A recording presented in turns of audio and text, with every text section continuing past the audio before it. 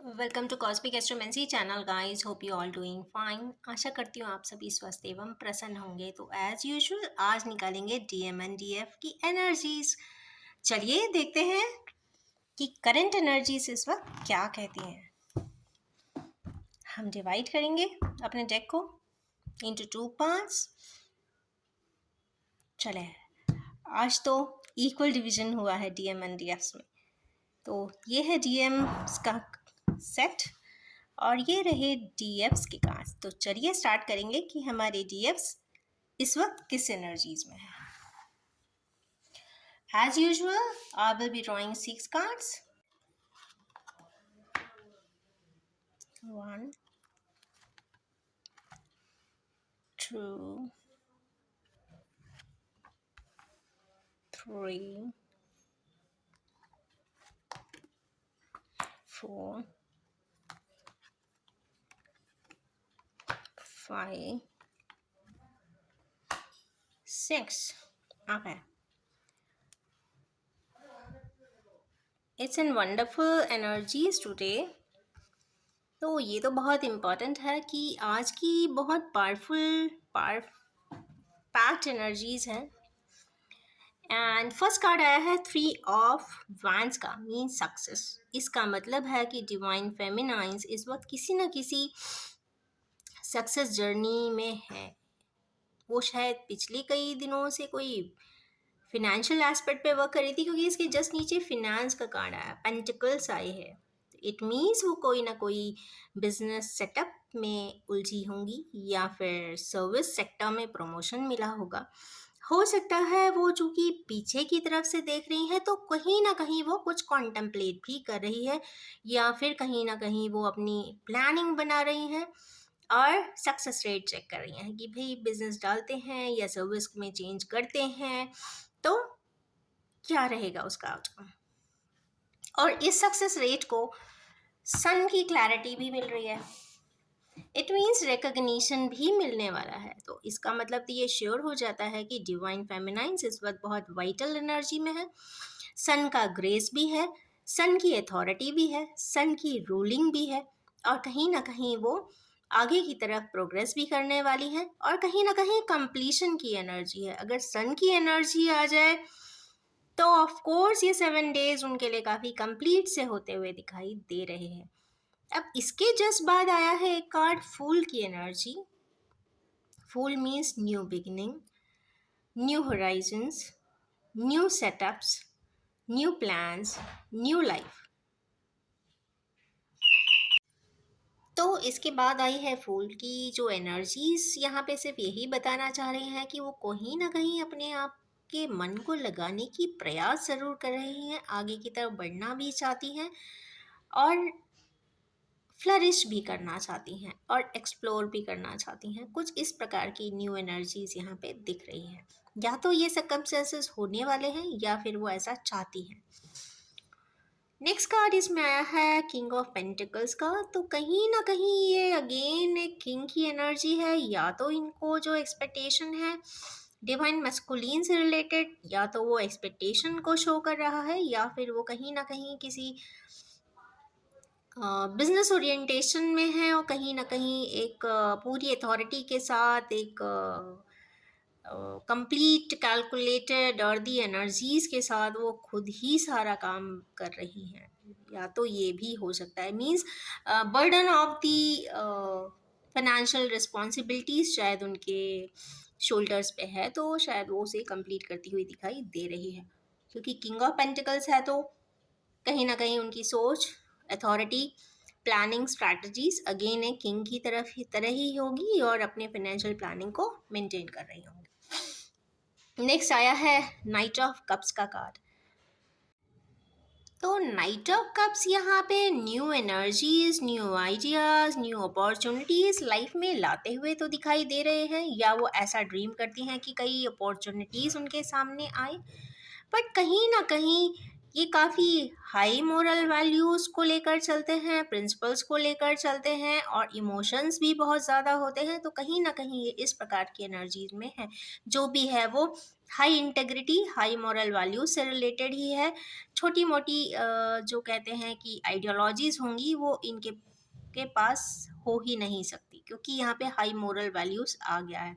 सोच भी होगी या थॉट प्रोसेस होगा, वो कहीं न कहीं एक लेवल 1, लेवल 2, लेवल 3 का नहीं होगा, वो 4, 5, 6, 7 के डायमेंशन का हो सकता है, मे बी 11 डायमेंशंस का भी हो। नेक्स्ट कार्ड इसमें आया है डिवाइन जजमेंट का। ये कहीं ना कहीं ये ऑटोमेटिकली ये कार्ड आया है, तो शायद इनके लिए या इनसे रिलेटेड लोगों के लिए, सिचुएशंस के लिए कहीं ना कहीं डिवाइन जजमेंट भी ऊपर वाला इनको देता हुआ दिख रहा है। जो भी इन्होंने अपनी लाइफ में, ज़िंदगी में प्रोसेस में आगे बढ़ी हैं, जितनी परेशानियां जिस लेवल पे भी जिया है, उसके लिए भी कुछ divine support, divine help, divine aid या divine judgment is on the cards. तो ये तो बहुत क्लियर अप एनर्जीज हैं, बहुत पॉजिटिव एनर्जीज हैं। और यस, सन के कार्ड ने तो इसको बैलेंस ही कर दिया है। तो डिवाइन फेमिनाइंस इस वीक तो काफ़ी बैलेंस है, दैट इज़ फॉर श्योर। अब देखते हैं डिवाइन मस्कुलिन्स की कार्ड्स।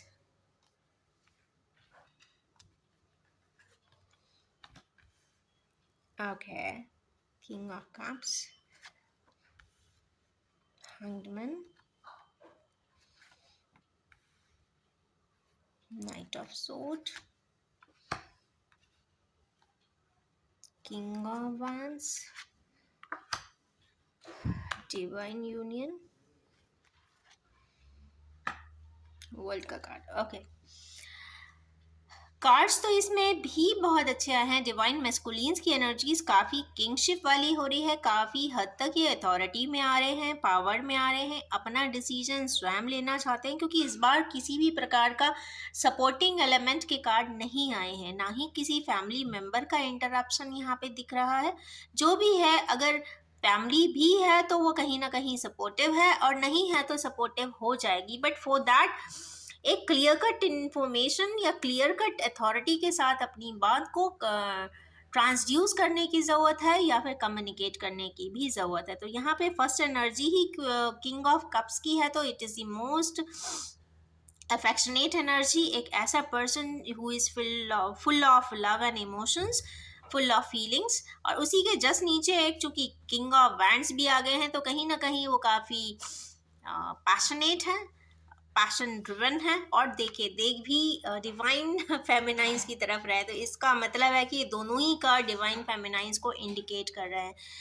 कुछ इस प्रकार की रीडिंग देखकर समझ में ऐसा तो आता है कि जो डिवाइन फेमिनाइंस का जो एट्रीब्यूट्स है, या तो इनको समझ में आ चुका है या आने वाला है, क्योंकि डिवाइन मैस्कुलिन्स के अवेकनिंग में टाइम में बहुत प्रोसेस होता है और टाइम भी लगता है।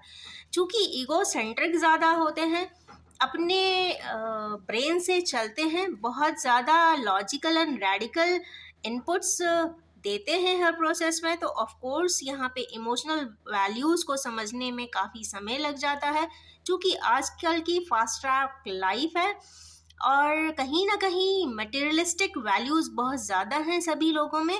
तो अगर इस तरीके के इनपुट आते भी हैं तो कोई बहुत बड़ी बात नहीं है, but the thing is this, कहीं ना कहीं वो इमोशंस को भी अपनी ज़िंदगी में वैल्यू देने लगे हैं, क्योंकि ये कार्ड ही यहाँ पे कंफर्म कर रहा है।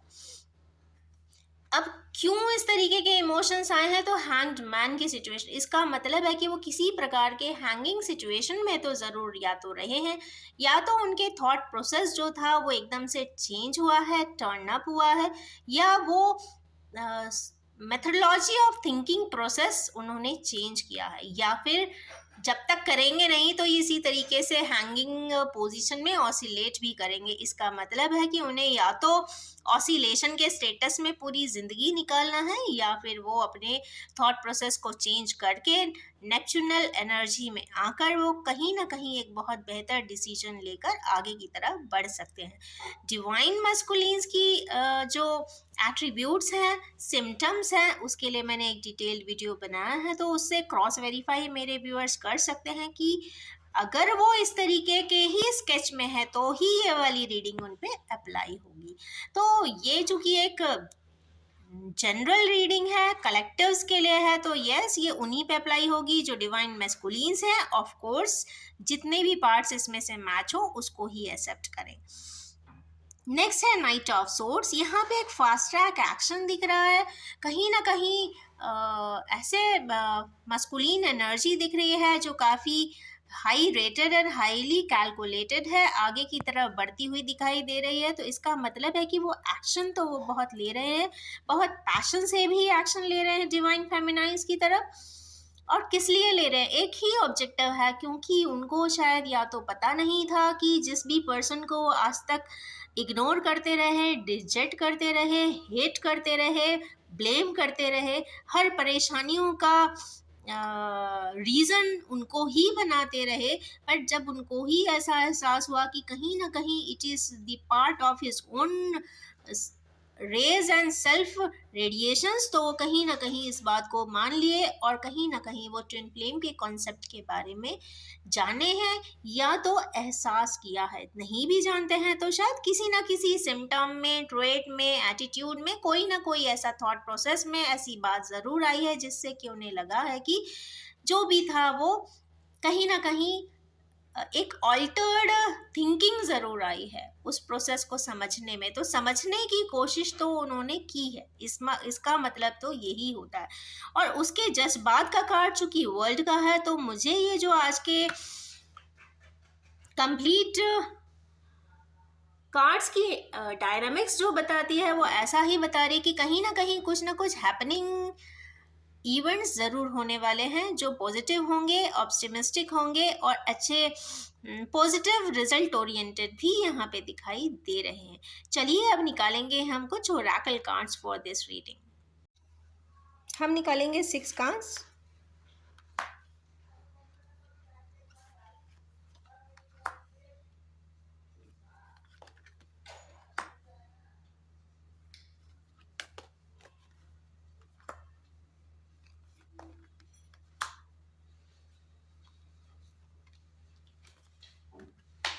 Triumph, good. फर्स्ट कार्ड जो आज के डिवाइन फेमिनाइन्स के सेक्शन में आया है वो है फुलफिलमेंट ऑफ विशेस। तो ये तो कंफर्म बात है कि हमारे किन्हीं व्यूअर्स जो डिवाइन मस्कुलिन्स एंड डिवाइन फेमिनाइन्स की एनर्जी में है, कुछ ना कुछ विशेस का फुलफिलमेंट होने ही वाला है या हो चुका है। फुलफिलमेंट ऑफ विशेस जहाँ तक मैं समझती हूँ एक डिवाइन फेमिनाइन की लाइफ स्केच के बारे में, तो उनको बहुत ज़्यादा विशेष ऐसी क्रिटिकल लाइफ जीने के बाद कोई अरमान रह ही नहीं जाते, कोई हसरतें रह ही नहीं जाती। जो एक छोटी मोटी सी एक जो फाइन लाइन की एक विशेष होती हैं, बस वही होती हैं। तो हो सकता है कि डिवाइन मस्कुलिन से उनका किसी भी प्रकार से कोई कम्युनिकेशन हो सकता हो या फिर किसी भी प्रकार से मीटिंग हो सकती हो।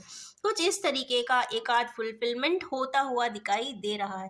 यहाँ पे चूंकि 9 की एनर्जीज है, 9 अगेन यहाँ पे एक मैनिफेस्टिंग का नंबर है, यहाँ पे लीव्स भी है, फर्टिलिटी भी है और कहीं ना कहीं एक मैजिशियन जैसा पर्सन भी है। तो कहीं ना कहीं जो भी होगा वो काफ़ी मैजिकली होगा, पॉजिटिव एंडेड होगा और काफ़ी अच्छे नोट पर होगा। मेन थिंग इज दिस, क्योंकि इतनी क्रिटिकल लाइफ स्केच होती है तो डर बना रहता है लास्ट पॉइंट तक कि पता नहीं मीटिंग होगी भी तो कैसी होगी, कहीं दोबारा से वही भंवर वही बवंडर तो नहीं आएगा, ऐसा भी सोच सकती है डिवाइन फेमिनाइज।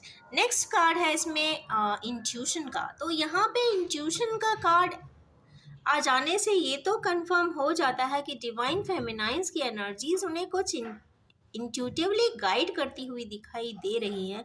कहीं ना कहीं एक क्रॉस का साइन भी दिखाई दे रहा है, मीन्स ईस्टर का साइन यहाँ पे ज़रूर आया है। कहीं ना कहीं एक क्रिश्चियन कम्युनिटी से रिलेटेड कोई इन्फॉर्मेशंस तो ज़रूर है।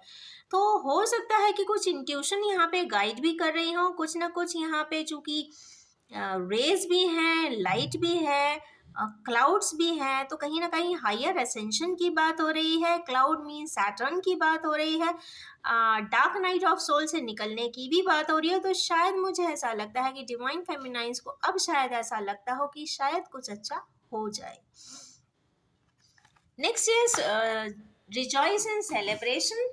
तो हो सकता है कि डिवाइन फेमिनाइंस किसी भी प्रकार से, हो सकता है कोई एक मीटिंग सेटअप हो जाए या फिर किसी भी प्रकार से छोटा सा एक कम्युनिकेशन हो जाए, वो उतने में ही बहुत खुश हो जाने वाली हैं और रिजॉइस कर लेने वाली हैं, क्योंकि उनके बहुत ज़्यादा उम्मीदें ज़िंदगी से होती नहीं हैं। तो अगर छोटी सी भी खुशी मिलती है तो वो अपने आप को बहुत खुश मानेंगी। कुछ इस प्रकार से एनर्जीज दिख रही है। नेक्स्ट कार्ड यहाँ पे अगर देखते हैं कि क्लैरिफाइंग कार्ड्स देखते हैं, तो यहाँ पे आया है पेशेंस का कार्ड, 14 नंबर का डिजिट है।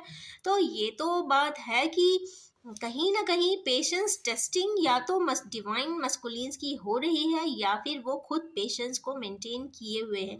बट एक चीज समझ में आती है कि वो एक अपने हाथों में जो एक छोटा सा सीड लिए हैं, वो कहीं ना कहीं वो एक फर्टाइल फ्लावर के रूप में दिखाई दे रहा है और वो उनके ही अक्स को इक्वली टू में डिवाइड कर रहा है। आप देख सकते हैं कि उनका फेस आधा तो दूसरे कलर का है और आधा दूसरे कलर का है। नीचे तक अगर देखते हैं तो बॉडी का हाफ हाफ में पार्टीशन भी दिखता है, मीन्स डिवीजन दिखता है। तो ये तो कंफर्म हो जाता है कि उन्हें कुछ इस प्रकार की या तो इंसाइट मिल रही है या किसी भी प्रकार की उनको एनर्जीज उनको गाइड वे दे रही है या फिर उनको कोई एंजेलिक सपोर्ट भी यहाँ पे दिखाई देता है। और उनको किसी भी प्रकार से ऐसा लगता है कि जो भी था, जो भी एक बहुत छोटी सी एक सीड मेरे हाथ में जो रह गया था, वो कहीं ना कहीं पनप गया है या फिर उसमें रूट जनरेट हो गई है, लीव्स जनरेट हो गई है और कहीं ना कहीं वो एक कंप्लीट फ्लावर के फॉर्म में भी निकल आया। तो इसका मतलब उनको ऐसा समझ में आता है कि जो इसको उन्होंने बहुत छोटा सा एक कण समझा था, आज वो किसी ना किसी एक फ्लरिशिंग रूप में उनके सामने आया है और शायद ये उनके पेशेंस का ही फल हो सकता है। तो yes, be ready to fructify your own seeds. Next is conflict and defeat. तो ऐसा भी हमारे व्यूअर्स के पार्टनर्स या फिर डिवाइन मैस्कुलिन्स जो भी इस रीडिंग को देख रहे हैं और इस लाइव स्केच में है, ऐसा भी महसूस कर सकते हैं कि वो किसी भी प्रकार की कॉन्फ्लिक्ट में हो या फिर किसी भी प्रकार से डिफीट भी महसूस कर सकते हैं। 5 नंबर का डिजिट है और वो स्टेयर से उतरते हुए दिखाई दे रहे हैं, पर कैंडल की तरफ आ रहे हैं। ये खास बात है कि रोशनी की तरफ आ रहे हैं। पहले जहाँ पे चढ़ रहे थे वो सीढ़ियाँ जो थी वो मटीरियलिज्म की थी, रेडिकल माइंड की थी, कहीं ना कहीं ब्रेनी थी, इंटेलिजेंस की थी। बट जो कैंडल है वो इमोशनल इंटेलिजेंस को भी बता रहा है। जो बैलेंस उनकी लाइफ में था, एक होता है इंटेलिजेंस कोशेंट और एक होता है इमोशनल क्वोशंट। तो आईक्यू उनका शायद हमेशा से ही अच्छा रहा होगा, पर शायद अब वो अपने ईक्यू को भी यहाँ पे मेंटेन करते हुए दिखाई दे रहे हैं। इसीलिए वो पलट के उस कैंडल की रोशनी को देखने की कोशिश या तो कर रहे हैं या करना चाहते हैं। हो सकता है कि उन्हें कहीं ना कहीं से डिफीट भी महसूस होता हो, कन्फ्लिक्ट भी महसूस होता हो, but the thing is this, एक लाइफ कंप्लीट तभी होती है जब wisdom, intelligence, experience and emotions का एक परफेक्ट बैलेंस हो या एक परफेक्ट अमालगमेशन हो।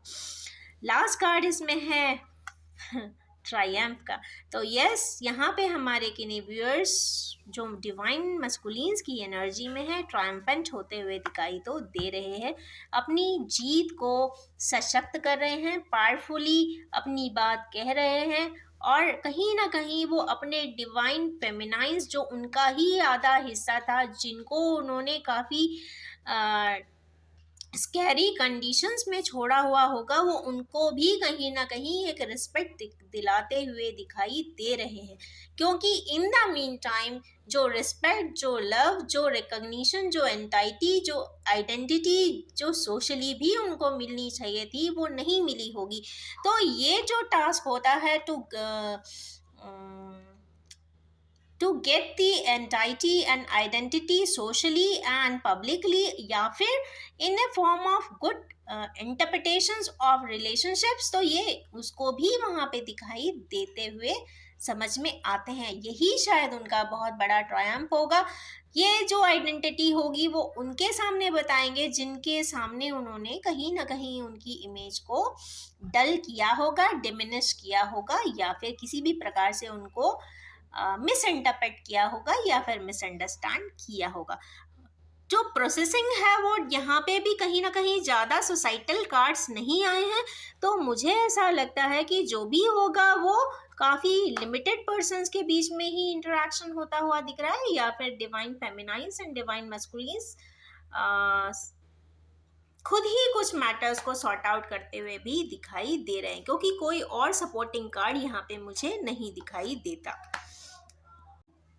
आज एक चीज़ और बताना चाहूँगी, जैसे ही अपने ऑल्टर पे आई और मैं जैसे ही अपने सारे डेस्क को रीअरेंज एंड अरेंज कर रही थी काफ़ी दिन के बाद, तो दो कार्ड्स ऑटोमेटिकली डेक में से गिर पड़े। एक था ऑटो डिबेट का एंड सेकेंड था सेल्फ इंजीनियरिंग का। ये किसके लिए आया है मैं नहीं जानती हूँ, बट जिन भी व्यूअर्स के सामने अगर ऐसा लगता है कि वो एक अच्छा ऑटो डिबेट, देखिए डिबेट दूसरों के साथ कर सकते हैं, पब्लिकली जीत भी सकते हैं, अपनी बात मनवा भी सकते हैं, सामने वाले को डिफीट कर भी सकते हैं, but the thing is this कि जब वो डिबेट आप स्वयं अपने आंखों में अपने आप के लिए जीतते हैं तब वो बात होगी, तभी वो एक्चुअल विक्ट्री होती है। तो यहाँ पे ऑटो डिबेट का कार्ड है, तो यस हमारे किन्हीं व्यूअर्स को इस वक्त ऑटो डिबेट करने की ज़रूरत ज़रूर है और उनको ज़रूर एनालाइज करने की ज़रूरत है, कंप्लीट सिनेरियो चेक करने की भी ज़रूरत है। हो सकता है आज भी बहुत सारी इंफॉर्मेशन उनके पास हो ही ना, क्योंकि स्पेशली इस तरीके की जिस तरीके की कार्ड रीडिंग GM-DF की एनर्जीज की मैं कर रही हूँ, जनरली क्या होता है बहुत सारी इन्फॉर्मेशन DF कहीं नहीं बताती, बहुत ज़्यादा साइलेंट होती है, और DMs भी कई बार बहुत ज़्यादा साइलेंट होते हैं। दोनों की ही बात या दोनों के ही लाइफ स्केच की बात एक दूसरे को इसलिए भी ज़्यादातर पता चल ही नहीं पाती, सिर्फ वो इन्फॉर्मेशन ही उन तक पहुँच सकती हैं जो पब्लिक ट्रांजिट में रहती हैं। एक्चुअल इन्फॉर्मेशन जो एक्चुअल घटनाएं उनके साथ हुई होती हैं तो वो बहुत सीक्रेटिव भी रहती हैं और शायद उनके पास ही रहती हैं। तो इसी वजह से एक कार्ड यहाँ पे ऑटो डिबेट का भी आया है, तो कि जब भी एनालिसिस करें, जब भी इंटरप्रिटेशन करें, जब भी किसी को समझने की कोशिश करें, इन डेप्थ तक ज़रूर जाएं। अगर आप किसी के वाइब्रेशन को नहीं पढ़ सकते तो आप उससे पूछ लें, क्योंकि क्लैरिटी इज़ मोस्ट इम्पॉर्टेंट। अगर क्लैरिटी नहीं है तो बहुत सारी चीज़ें नहीं हैं, क्योंकि DM एंड DF का जिस प्रकार का रिलेशनशिप होता है तो यहाँ पे एनर्जी का इतना सीक्वेंशियल बैलेंसिंग रहता है, इतने सीक्वेंसेस एंड एपिसोडिक होता है, इतनी कॉम्प्लिकेटेड भी होता है कि उसको बैलेंस करते करते ही पूरी लाइफ स्केच दोनों की ही चली जाती है। और सबसे ज़्यादा जो करना पड़ता है वो सेल्फ इंजीनियरिंग करना पड़ता है। जितने भी एस्पेक्ट्स होते हैं लेवल अप होने के लिए, हायर एसेंशन पे जाने के लिए, ट्रांसेंड हो जाने के लिए, या फिर अपने चक्रास को क्लेंजिफाई करने के लिए, या हील अप हो जाने के लिए, या बैलेंसिंग अप हो जाने के लिए, तो कुछ एफर्ट्स खुद भी करने पड़ते हैं। अब एफर्ट्स कैसे करने पड़ते हैं, ये बात सच है कि कॉस्मिक एनर्जीज तो सभी जगह हैं, बट हाँ जो लोग उसको टैप ऑन करते हैं वो उसके पास थोड़ा सा सीक्वेंशियल फॉर्म में पहुंच जाती हैं। इसीलिए कहते हैं कि सेल्फ इंजीनियरिंग इसलिए करना चाहिए कि हमें वो टैप ऑन करके वो एनर्जीज को रिसीव ज़रूर करना पड़ता है। तो रिसीविंग एंड को ओपन अप करने के लिए बहुत सारे प्रोसेस, एक्सरसाइज, टूल्स, टेक्निक्स बहुत ज़्यादा मौजूद हैं हमारे अपने रिलीजियस टेक्सचर्स में, and also on the western textures and scriptures also. इसके साथ मैं ये भी बताना चाहूँगी कि जो सेल्फ इंजीनियरिंग है ये इसलिए करने की ज़रूरत है क्योंकि हर इंसान को दो रास्ते हमेशा मिलते हैं, एक राइट एक रॉन्ग, एक शॉर्टकट एक लॉन्ग कट। तो हो सकता है कि राइट के लिए बहुत ज़्यादा लॉन्ग रन में चलना पड़े, बट लॉन्ग रन हमेशा कंसिस्टेंट भी रहता है, सस्टेनेबल भी रहता है। लाइफ स्केच में आ जाने के बाद, एक ह्यूमैनिक अप्रोच को जी लेने के बाद, अपने हायर एसेंशन पे जाने के लिए, प्रमोट एंड प्रोपोगेट हो जाने के लिए, हायर डायमेंशंस को टच कर लेने के लिए, 3 से D से 5D तक आ जाने के लिए, 5D से 11D तक चले जाने के लिए, तो 11D पर चले जाने के लिए उनको सेल्फ इंजीनियरिंग की ज़रूरत ज़रूर पड़ती है। तो एक बार चूंकि 3D एंड 5D पे निकल ही आई है, तो मैं ये भी बताना चाहूँगी कि भाई 3D में चले ठीक है, फिजिकली को लेवल पे या फिजिकल डायमेंशन पे हो सकता है दोनों एक दूसरे के ओपोजिशन में बिल्कुल स्ट्रांगली भी एडमेंट हो कि नहीं बात करना है, नहीं मिलना है, नापसंदगी की हजार वजह भी हो सकती हैं, but the thing is this, 5D में वो वाइब्रेशन वहाँ मैच नहीं करते हैं ट्विन फ्लेम्स के, कहीं ना कहीं वाइब्रेशंस रेजोनेट ज़रूर करता है, तभी वो ट्विन फ्लेम्स होते हैं। तो इट मीन्स एक ही सोल के दो पार्ट्स होते हैं, इसीलिए उनको मिरर सोल्स भी बोलते हैं, ट्विन फ्लेम्स भी बोलते हैं, ट्विंस भी बोलते हैं, और वन सोल भी बोलते हैं। अब इन्हीं एनर्जीज के साथ मैं अपने इस रीडिंग को वाइंड अप भी करना चाहूँगी, और ये भी बताना चाहूँगी कि ये general, collective, timeless and gender free reading है। जब भी आपके सामने आएगी कुछ ना कुछ रेजोनेट ज़रूर करेगी, और चूंकि ये DMDF की रीडिंग है तो ऑफ कोर्स ये रेयर पर्सन्स पे ही अप्लाई होगी, और बहुत रेयर स्केचेस पे ही रेजोनेट भी करने वाली है, और हो सकता है सिर्फ 1 या 2 पॉइंट्स ही रेजोनेट करें। और यस, जैसा कि डिवाइन फेमिनाइंस हमेशा ही चाहती हैं कि उनके DM से एक बार मुलाकात ज़रूर हो, रीयूनियन ज़रूर हो, या रिकन्सिलिएशन ज़रूर हो, तो उन्हीं की भाषा में मैं ये रीडिंग को भी एंड करना चाहूँगी, और एक सिग्नेचर लाइन या सिग्नेचर लव लाइन ज़रूर इस पे हेडिंग पे मैं डालना चाहूँगी, that is come back soon.